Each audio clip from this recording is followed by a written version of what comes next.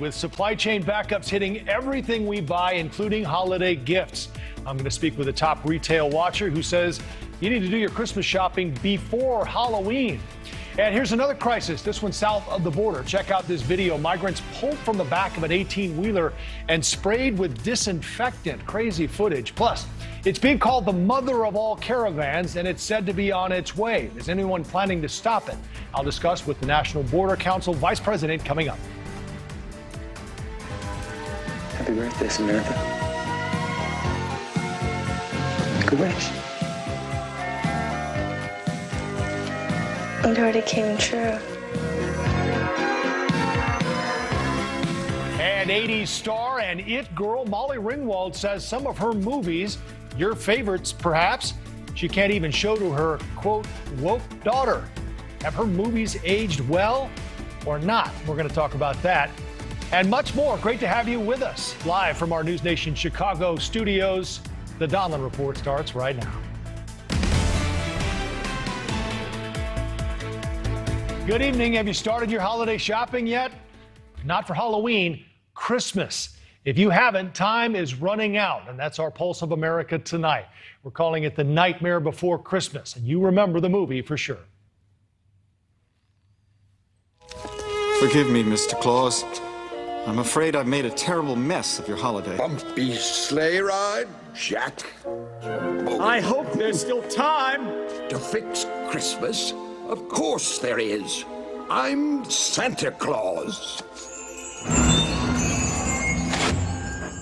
Well, hope the kids aren't listening because not even Santa may be able to save things this year.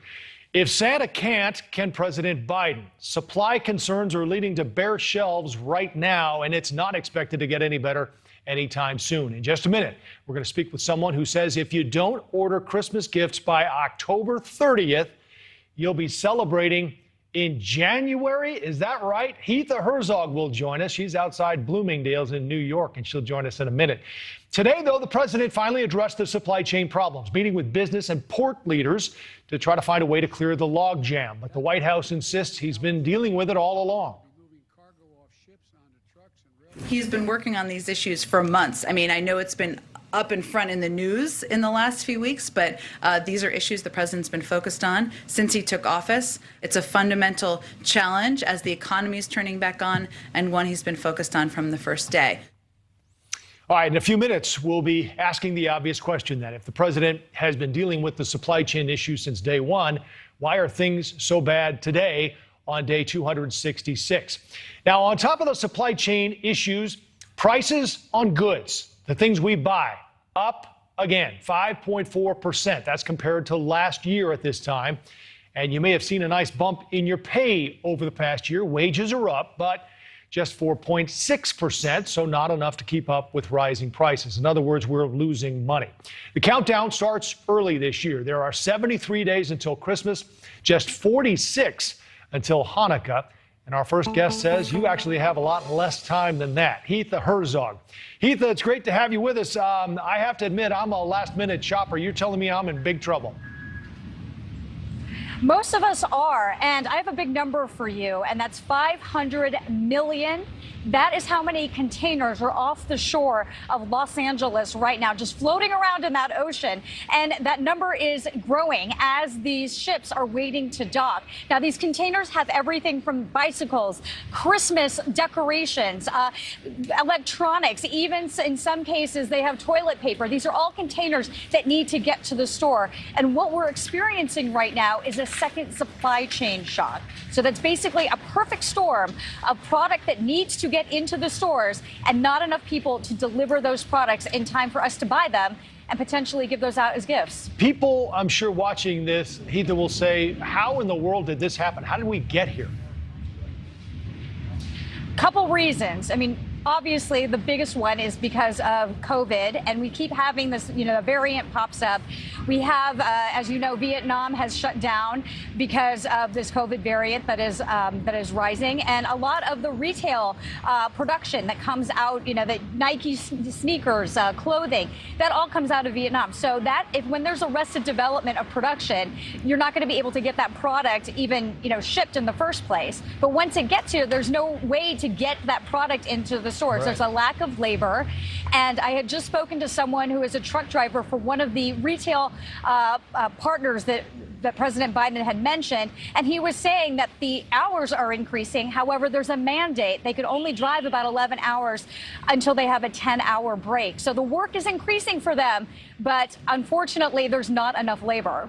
Yeah, even if we get things running 24/7, which is what the president wants, I can't imagine this clears in a month or even two.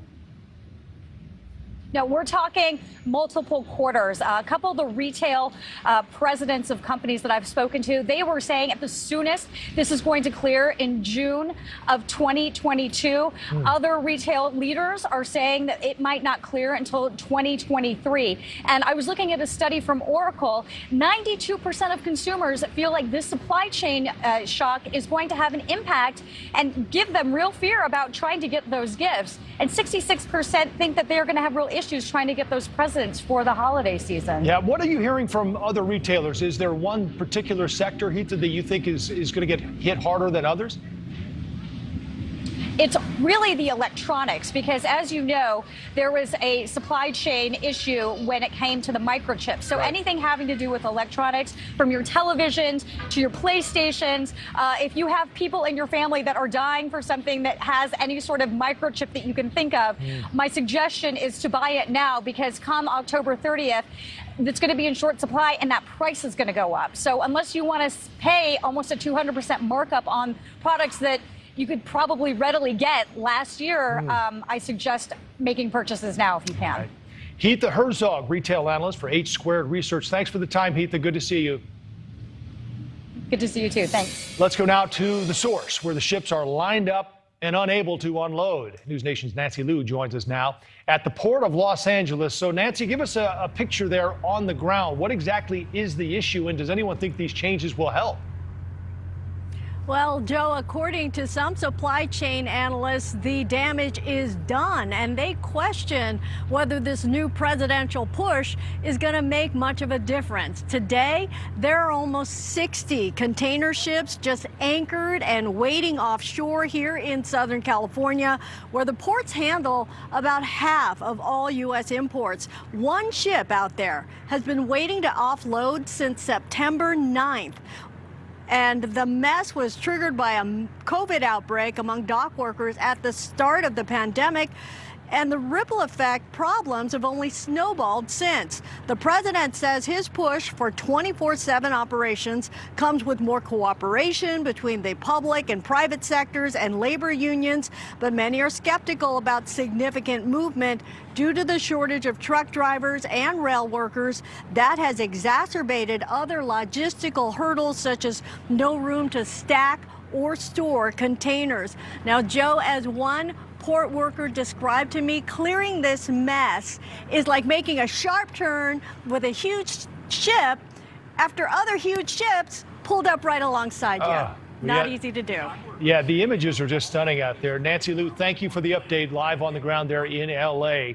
So the question again, will your stocking be bare this holiday? Will store shelves be bare as well? It's another worry for the White House right now. Politico putting it this way: the White House scrambles to address looming Christmas crisis. Stephen Overly wrote that article, joins us now. Stephen, it's a great piece. That's why we wanted to have you on. I noticed that the White House saying basically don't panic, which is what you hear when people are starting to panic. That's right. You know, the White House really tried to project confidence today that it is taking bold steps to address these supply chain issues, to make sure that people do have Christmas gifts to put under the tree. But the reality is this is a very complex problem, and the Biden administration's ability to influence it is actually quite small. So there is real doubt among retailers and consumers that this will actually get solved by Christmas. Right. Let's listen to a bit of the president. We'll get your comment after. If federal support is needed, I will direct all appropriate action. And if the private sector doesn't step up, we're going to call them out and ask them to act. I think the thing that caught everyone's attention there, Stephen, was call them out. I mean, I'm sure the private sector wants these goods as well and as much as anyone. So is it naive to think there's a political solution out there or even a labor solution to this? Well, the reality is that the Biden administration needs freight companies, needs ports to be operating 24/7 if it has a chance at really addressing this problem by Christmas. And if they don't really play along, it could create a real political challenge for Biden. We've already seen some Republicans criticizing the administration's response, and we can certainly expect that to pick up in the coming months as we get closer to Christmas, especially if we start to see empty store shelves. Right. I mean, there really is no easy political fix here. There's not even necessarily an easy business fix. It's going to take a lot of different folks kind of working together if a dent is going to be made in the problem. And possibly a lot of time, as we've heard from our previous guests. You did mention the political fallout of this. I guess if we're seeing empty store shelves now, Stephen, imagine if they're empty again December 15th and this issue, I guess, creeps along into next year, 22, possibly even into the summer, as we're hearing. That's right. I mean, this could be a drag on the economy and on consumer confidence, none of which will look great for the Biden administration. They've been very focused on rebuilding the domestic economy coming out of the coronavirus pandemic. And this is sort of another major headwind that could kind of stymie or at least hamper those efforts. Another issue for sure. Stephen Overly, Politico's global trade reporter. Stephen, thanks for the time. Thank you. Another crisis, this one facing the U.S. at the southern border, and it's possibly about to get even worse. According to Border Report, a migrant caravan with thousands of Haitians and Central Americans set to take off from southern Mexico later this month, heading for the U.S. Organizers are calling it the mother of all caravans. Joining me now for more on this, Rio Grande Valley National Border Patrol Council Vice President Chris Cabrera. Chris, it's good to have you again. I'm curious, have you heard anything about this caravan and what, if anything, CBP is doing to prepare? We've heard a lot about it. We don't know exactly where it's going to hit. We're sure it's going to hit. It's going to concentrate in one spot, but I think every area is going to get some of the runoff from it. Everybody's going to be affected by it. Unfortunately, we don't see any real big plans that the Border Patrol or DHS is taking. Contrary to it, they're actually making things worse by some of their rhetoric, some of the stuff they put out in the news about with Mayorkas saying that just because you come in illegally doesn't mean you should be removed. That just mobilizes more people to come because they realize they're going to get to stay. There was reporting, Chris, before the U.S. knew about the last Haitian caravan, the 12 to 15,000 who showed up in Del Rio. How do we make sure this doesn't happen again? Is there a way Mexico can help us with this? Mexico, I'm sure there is a way Mexico can help us. They did it with the last administration. I just don't think that they have the desire to with this administration. Doesn't seem like they're really interested in working with us now because there's really no incentive to. There's got to be something that can be done. I know the quick fix would be a legislative fix. I guess in theory it's a quick fix, but getting those guys to agree on anything, I guess is, I guess it's too much to ask, but in all actuality, that's what's needed is a legislative fix to it. You may have seen this video just a few days ago. Mexican authorities broke up a different migrant caravan, this one in northern Mexico. You'll see it in the video that we're showing here. You can see hundreds of people in cargo trucks. Is there, in your opinion, is this one example of how Mexico can help? And when we just sent 3 of our diplomats down there to try to address more of the root cause, is part of that, addressing that, is getting Mexico to help alleviate this situation before it comes to the border? Yeah, part of it is getting Mexico on board with doing what they need to do, and they're getting swarmed just like we are. The other part is getting the Remain in Mexico policy back in, and it's kind of odd to see that they're hosing these people down with disinfectant, but what do you make of that, Chris? I don't think it's probably the best way to do things, but it's a lot more than what DHS is doing. At least they're taking it seriously. With DHS, they're not taking it serious at all. We're releasing people. Some people that should be in quarantine are getting released. Many people aren't getting tested at all. They're just getting released into the country, and who knows what they have and where they're taking it. Have things gotten any better with encounters, Chris? The last couple of months were 200,000 plus per month. We haven't heard the latest numbers yet. Are they getting any better?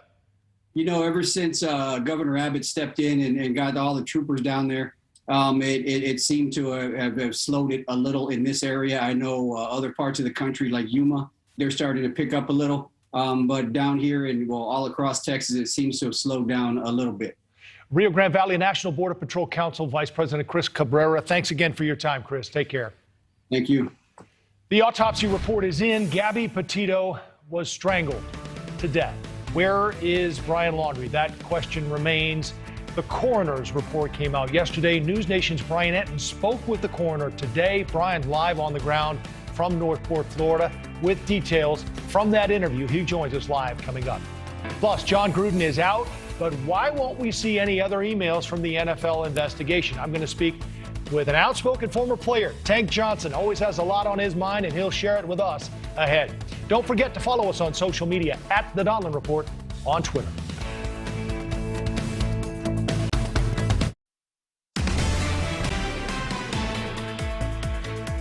America is still reeling from the announcement from the Grande County coroner, Gabby Petito, strangled to death.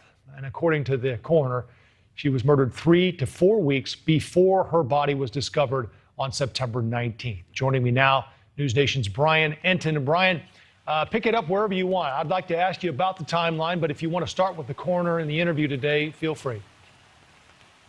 Yeah, let's start with the timeline, Joe, because I think it's interesting how that has developed and changed every day pretty much, especially since the coroner's announcement yesterday that they didn't discover the body until 3 to 4 weeks after she was killed. Take a look at this. We went through some of the highlights 3 to 4 weeks before the body was found to kind of give you an idea of what was happening in Gabby and Brian's life in that time period. August 12th, Gabby and Brian pulled over by police in Moab, Utah. August 24th, Gabby and Brian checked out of the hotel in Salt Lake City, Utah together. August 25th, Gabby FaceTimes with her mom. She was in Grand Teton National Park at that point. September 1st, Brian arrived back here at the house behind me in Northport, Florida, without Gabby, but in her van. And then on September 19th, again, that is when Gabby's body was found. The coroner was very clear that the autopsy was somewhat difficult because Gabby's body was out in the elements for 3 to 4 weeks. Listen to what the coroner told me today, Joe. In a situation where any body is out in the outside, whether it's exposed to the elements and insects and animals, there is various forms of decomposition, and that decomposition usually runs a very specific course. And of course, we know now that the coroner says the cause of death was strangulation. Joe? I'm guessing there are people watching and wondering why there wasn't more information released by the coroner. And I know we talked a little bit about it today, but did you get into that at all with the coroner today about, things like the toxicology report and information that they're protecting? Yeah, I did. And basically, he said there's a lot he cannot release because of the ongoing investigation. They even had the official cause of death signed off on back on October 5th, he told me today, but he wasn't able to release it until yesterday publicly because the U.S. attorney asked him to please hold off because this is such a hot investigation right now. Brian, one more question. Does the autopsy and the time of death help or add anything to what we know about where they were last seen? And I noticed we didn't talk about this restaurant. Has that not been confirmed that they were seen there where there was this apparent incident with the staff? Well, yeah, so there's a lot of things that people have said. They've gone on TikTok and given their witness accounts, like what happened at that restaurant, that, we have added into the timeline, but have not been 100% confirmed. One of the issues is that the FBI has still not given any kind of update in weeks and weeks and weeks, which is not strange for the FBI because they keep their investigation so secret. But we're sort of just going on what we're hearing from witnesses. We haven't gotten any official word from investigators at this point. All right, Brian, thank you. I know we'll have much more coming up on NewsNation Prime tonight with more of your interview with the coroner. Brian, thanks. Good to see you. We're going to shift gears now to another missing persons case in Chicago that is gaining new momentum 3 years later. Marty Hughes is here now with details on the disappearance of Kiera Coles, a postal worker from Chicago. This is one of our new features here on Prime, Missing in America. And Marty, we talked earlier that no matter where you live, there's a very good chance there is a case like this that you remember, you've heard, and you remember the name too, right? In Portland, I remember it was Kyron Horman, still missing. In Chicago, I remember this case with Kiera Coles, and that's what you're featuring tonight. Right. There are 90,000 active missing person cases across the country. So these are communities all across America, and every one of these cases, that's our mission, is to give them some coverage, to highlight them, to showcase what's happening.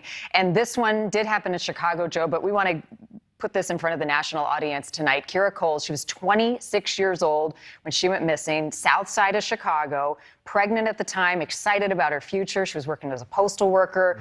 Her car, Joe, was found a half a block away from an apartment that she was renting. And what caught our attention is her cell phone and also her packed lunch for the day was found inside her car, but no Kira. A lot of the new hires, particularly here in Chicago, they're coming from the inner city, and this is a good middle-class job, and is their, opportunity to live a better life.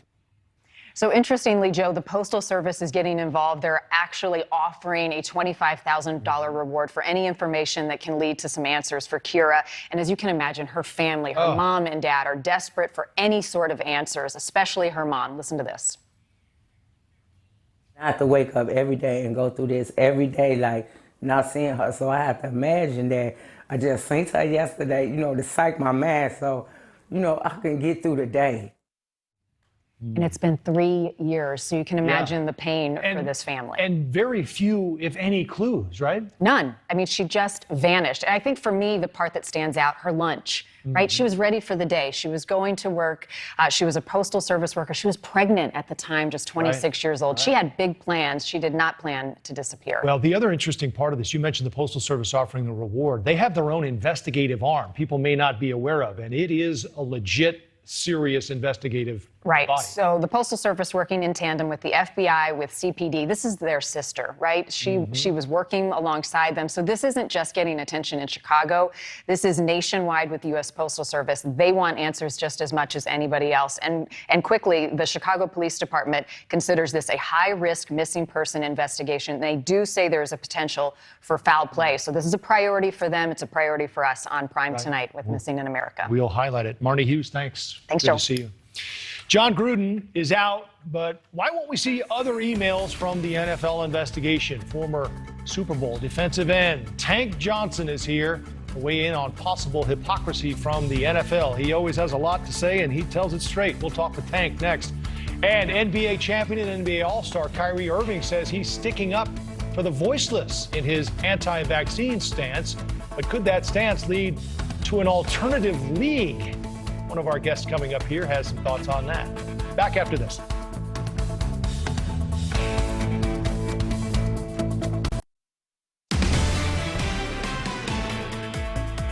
The NFL now says it won't release any more emails from the investigation into the workplace of the Washington football team.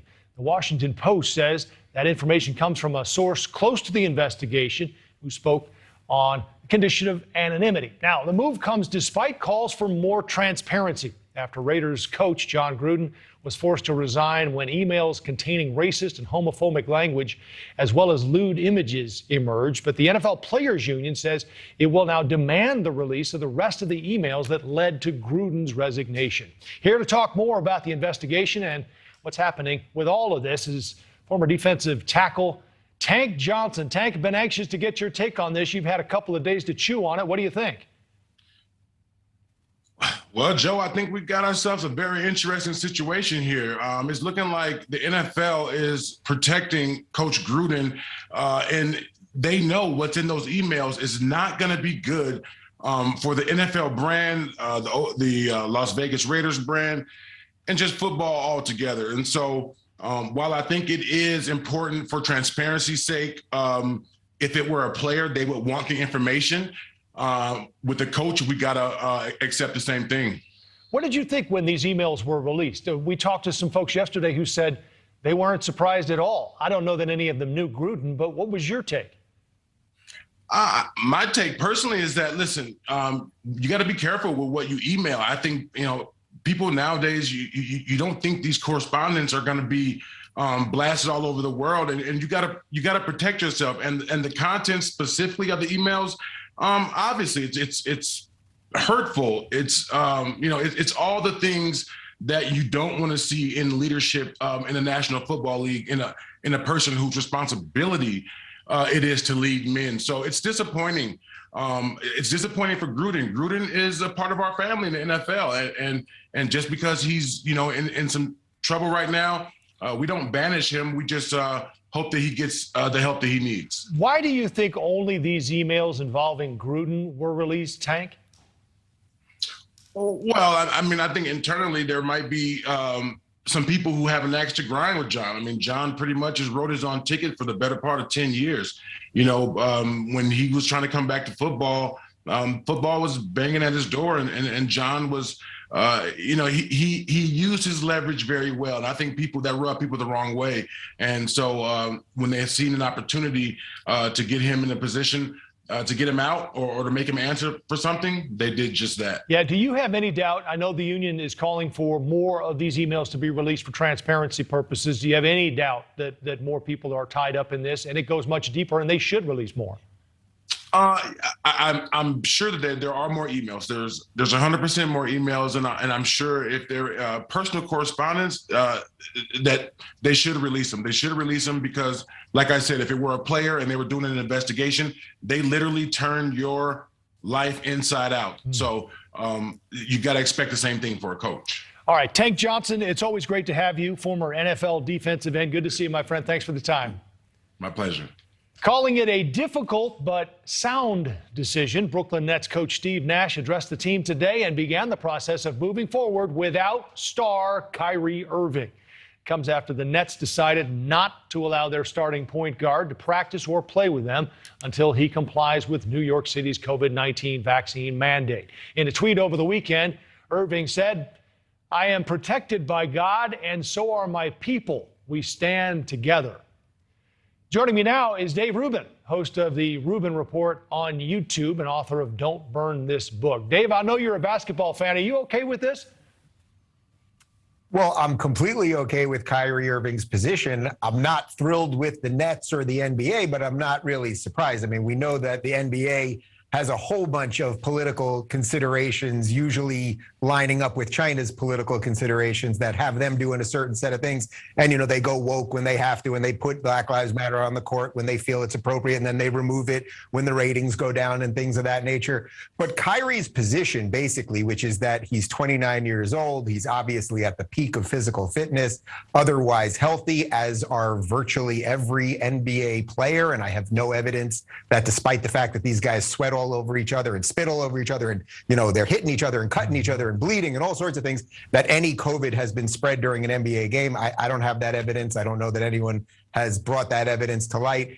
So he's trying to make a medical decision for himself. This is really endemic of what's happening all across society right now, which is that we were told my body, my choice. We used to have medical privacy. You would talk to your doctor, make a decision for yourself, and then decide what to do. And now we're just being told we have to do something. So look, I know I have some differences of opinion with Kyrie Irving on a whole host of social issues, but I stand with him in his right to stand up for what he believes is right in this case. What's interesting, of course, is that he is now going to be hit really hard by the mainstream media. They're going to try to frame him as some right-wing extremist and, you know, he's down some conspiracy hole and everything else. The guy's standing up for what he believes in. I think that's pretty good. That's all good, Dave, but then I guess he should stand up by the mandates what everyone else in these businesses are doing, right? You can have your choice. You can not get the vaccine, but if your employer is demanding it, then you're probably going to be out of a job.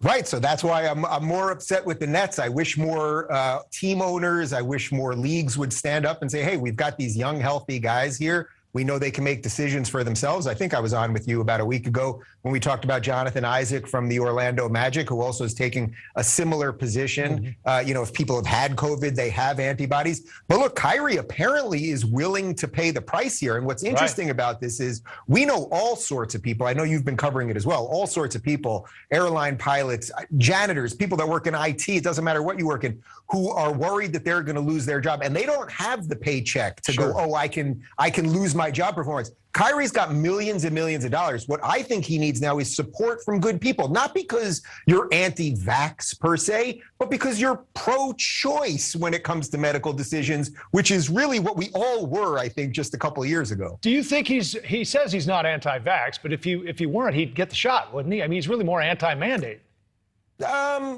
Look, I don't know what's exactly going on in his head, but my position, I'm not anti-vax per se. I think you should do what medical professionals tell you to do, and you have to weigh all the factors, whether your age and your weight and other health and all of that. but I believe in choice. I sense that's pretty much where his position is, and he's putting his butt on a line. You know, not a lot of people do that these days, so I admire him for that. Hey, let's play a clip from your Twitter feed if we can quickly, Dave, because I know you've got some thoughts on what Kyrie might be able to do next. We'll play that here for you. Hey, Kyrie, just want to let you know that I stand with you, and an awful lot of decent Americans stand with you as well. That's right. All right, now you're just showing off. So you want him to start. That was 2 takes, my friend. 2 takes? Okay, well, I thought you were going to say 1. But you think he should start a league. Obviously, you're tongue-in-cheek on this, but it seems a little like you're fishing for a tryout here, Dave. I would gladly take the tryout. Look, I'm 45 years old. I've got a torn ACL in my left knee. But I really was not. I was being, of course, somewhat tongue-in-cheek that he should start a league. Start a league with retired players, guys that don't want to be vaxxed, regular people, guys, girls, black people, white people, gay, straight, just anyone that loves basketball. It might be more entertaining. Maybe have different rules if you're an NBA player, you know, different three-point line than if you're a 15-year-old kid or something like that. There's fun things that I think we need to start thinking about differently if sports is just going to go hyper woke and hyper authoritarian. Dave, no offense. I've seen some of your highlights in the backyard. I'm not sure I'm paying to watch you play. We got to go, my friend. Thanks for the time. Dave Rubin, host of the Rubin Report. We'll see you soon. Okay. A U.S. Marine facing charges for disrespecting and disobeying a superior commissioned officer. What led to the charges and why he's demanding accountability from his superiors and himself? An interesting story we'll get into ahead. And 80s darling and it girl Molly Ringwald says some of her movies, your favorites, she can't even show to her daughter. Have her movies aged well? We'll talk about that ahead. Don't forget you can watch Dan Abrams live tonight. Megyn Kelly will be one of tonight's guests. That's 8 Eastern, 7 Central right here on NewsNation.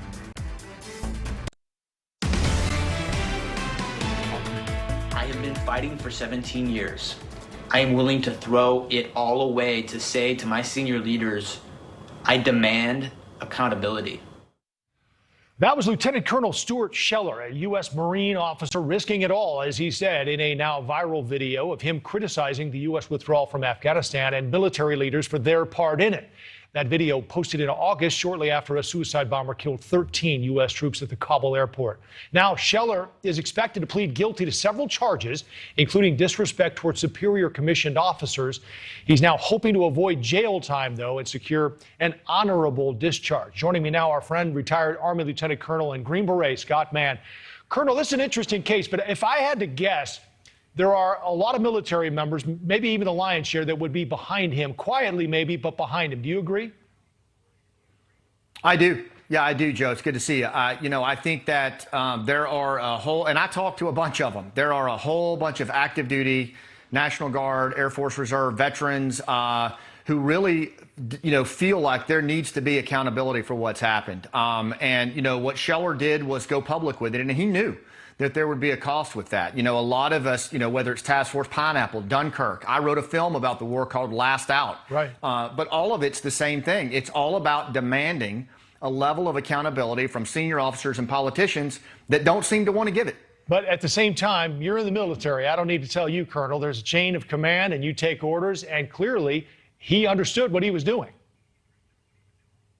Look, there's been throughout American history periods of time where senior officers throw their rank on the table in the face of a political decision. You know that, and I know that. And frankly, I would have liked to have seen more of that in this Afghan crisis. Well, yeah, it was interesting because his lawyer said Scheller is demanding accountability from others, and he'd be a hypocrite if he didn't accept responsibility for his own actions. What do you think should happen to him? And well, he is I'm not going to get in front of that, but I will say it seems to me that, I'm not condoning or refuting what he's done. I'm simply saying he demanded accountability, and he's going to stand up and be counted for it, and he's going to answer for his own actions. Right. I would have liked to have seen more of that from our politicians and our senior officers. All right. It's an interesting conversation and an interesting case as well. Colonel Scott Mann, Lieutenant Colonel and Green Beret, it's good to see you again. Always appreciate your time, sir. Yeah, thanks a lot, Joe. Don't forget our Afghan partners. All right. Happy birthday, Samantha. Make a wish. It already came true.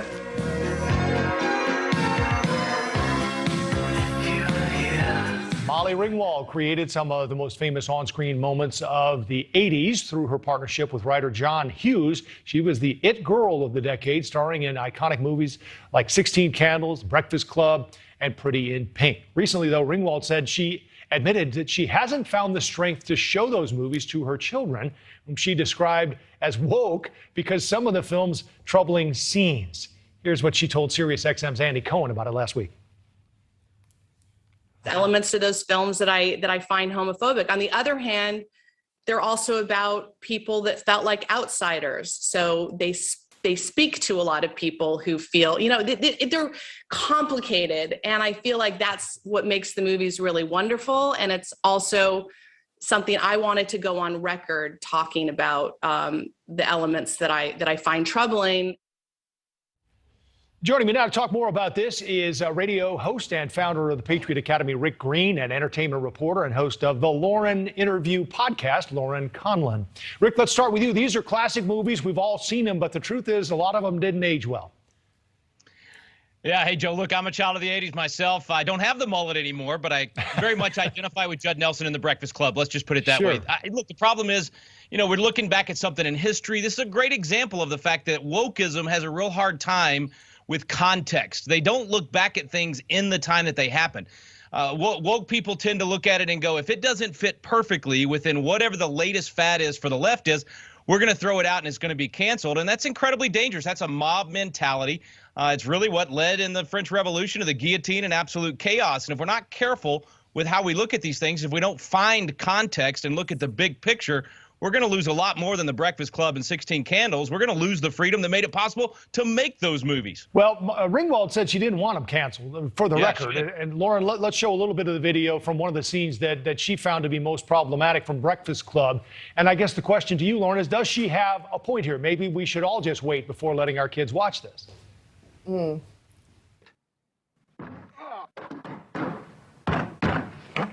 What is this? What is that? What is that? I don't know if we lost your mic there, but go ahead, Lauren. Should we wait before our kids see this? No, I'm saying, I think I understand where she's coming from. I think that we're all trying to navigate this world with our children right now. And we don't all necessarily agree with it, but the world is evolving, and I guess we got to go with it. Now, I will say, I feel bad for females. I don't think that Matthew McConaughey is sitting around, stressing about showing his kids Dazed and Confused. It's kind of ridiculous that this is a thing. And I also will say, I think Molly Ringwald wanted to get ahead of the curve so she wasn't canceled, because who knows what's happening to people nowadays? It's like, 6 months from now, someone's going to come out and say, oh, Molly Ringwald, she's racist. There were homophobic slurs in XYZ movie. So she's getting ahead of things. Well, there were some of those, stereotypes that were problematic in these as well. Rick, let's play another clip here. This one I think we'll have the sound on. Oh, this is Ferris Bueller. Here we go.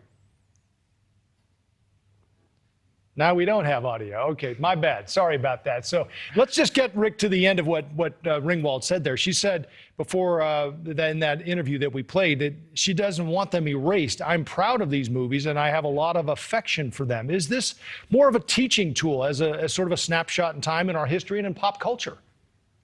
Yeah, I actually appreciated most of what Molly Ringwald said. And look, all of us as parents, we need to be thinking through what we're putting in front of our kids and at what age to have them, discover some of these things, especially the sexuality and some of those issues. So, I think she's being a thinking mom. I don't think there's anything wrong with that. I don't agree with the wokeism and I don't agree with canceling. But as you said, she said, let's not cancel it. She just wants to be able to put it in a little better context than what some people are going to take it out of context for with the whole woke crowd. Right. Lauren, we did talk about some of the stereotypes. I wondered, is it a little bit like The Office? I mean, we all watched and loved The Office and if nothing else, connected with it, but now realize I don't even know that they could do that again. Even Steve Carell admitted they probably couldn't get away with what they got away with back then. Do you think movies like this would even get the green light today? No, they probably wouldn't. And it's actually really sad. I personally think everybody should calm down, stop being offended by everything. And I might be reaching a bit, but it's like, Breakfast Club, Molly even kind of said it's about acceptance in a way.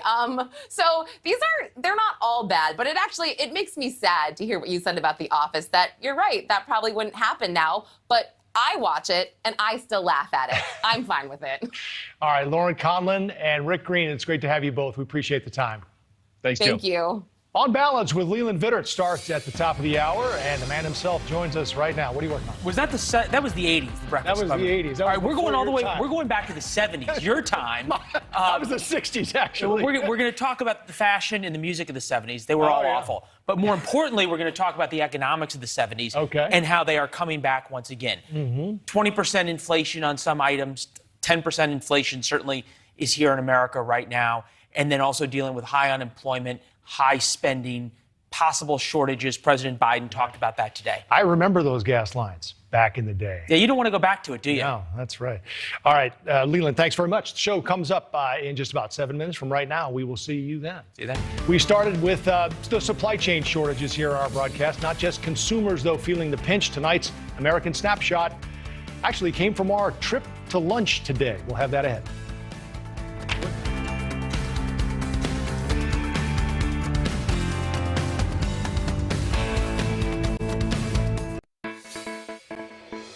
We began the broadcast talking about supply chain shortages and all the cargo ships stacked out off the coast of California, backlogs everywhere. And our one guest said, actually, holiday shopping, you need to get that done before Halloween. Before Halloween. If you don't, she thinks you might not be celebrating until January. So, well, good luck on the toys. You might want to get busy. There are a record number of job openings in America right now. Businesses can't find enough employees to fill the openings. From schools to bus drivers to restaurants and bars, everyone certainly feeling the pinch. Now, every Wednesday, the team goes out for lunch. And we did today, and our producer, Nick, took this picture here. Hopefully you can see it. If you can't, I'll explain a little bit more, because what we do is we just sort of check out local and national chains. We're onto the chicken sandwich now. Which ones are the best? It's a Wednesday tradition. So our producer took this picture that said even KFC is feeling the pinch here. Wait times between 5 and 15 minutes due to short staffing. Either that or Nick wanted to buy himself a little more time on the chuck wagon run for lunch. That is our time for tonight. Thanks for joining us. I'm Joe Donlon. Have a great night. On Balance with Leland Vittert coming up next.